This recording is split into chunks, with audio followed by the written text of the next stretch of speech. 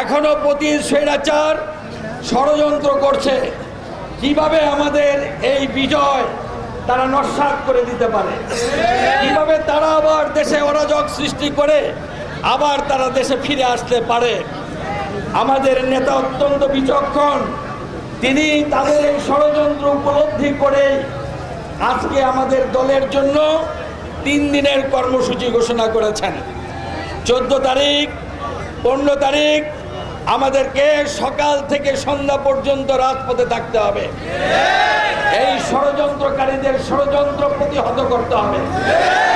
প্রতি স্বৈরাচারে যারা অন্যায় অত্যাচার করেছে, সে যে কোনো পর্যায়ের হোক না কেন, যে কোনো গোষ্ঠীর হোক না কেন, তাদেরকে কোনো ছাড় দেওয়া যাবে না।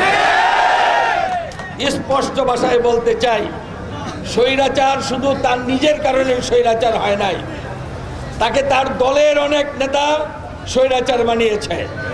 অনেক সাংবাদিক তাদের স্বার্থ নিয়ে তাদেরকে স্বৈরাচার বানিয়েছে। অনেক ব্যবসায়ী তার স্বার্থ নিয়ে এই স্বৈরাচারকে স্বৈরাচার বানিয়েছে। অনেক প্রশাসনের কর্মকর্তার সুবিধা নিয়ে এই স্বৈরাচারকে আরো কঠিন স্বৈরাচার বানিয়েছে।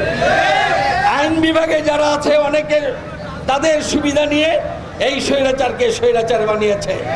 পুলিশ বাহিনী, অন্যান্য বাহিনী যারা আছে তারাও এই স্বৈরাচারকে আরো বড় স্বৈরাচার বানিয়েছে। আমরা সবাইকে চিনি, সবাইকে জানি। এখন অন্তর্বর্তীকালীন সরকার রয়েছে দেশে, আমরা দাবি করব এদেরকে খুঁজে বের করে আইনের আওতায় এনে শাস্তির ব্যবস্থা করতে হবে। এই প্রতি স্বৈরাচার যাতে কোনো ষড়যন্ত্র করতে না পারে, সেই জন্য এই অন্তর্বর্তীকালীন সরকারকে সজাগ দৃষ্টি দিতে হবে এবং কঠিনতর ব্যবস্থা গ্রহণ করতে হবে। আমরা তাদের পাশে থাকবো ইনশাআল্লাহ। অন্যায়ের বিরুদ্ধে তারা যা করবে তার প্রতি আমাদের সমর্থন থাকবে। এই 18 কোটি মানুষ তাদেরকে সমর্থন করে, স্বৈরাচারের সামান্য মানুষ। নারায়ণগঞ্জের স্বৈরাচারের এক সবচেয়ে বড় দোসর ছিল, গডফাদার হিসাবে খ্যাত, শুধু দেশে না বিদেশেও। সে তার বাহিনী নিয়ে, এমনকি তার সন্তান ভাতিজাকে নিয়ে সেই দিন অস্ত্র হাতে নিরস্ত্র মানুষের উপর গুলি করেছে। এগুলোর সব ভিডিও আমাদের কাছে আছে। যেখানে যেখানে অগ্নি সংযোগ করেছে তার নেতৃত্বে, তার নির্দেশে হয়েছে। এখন এদেরকে কোনো অবস্থায় ছাড়া যাবে না।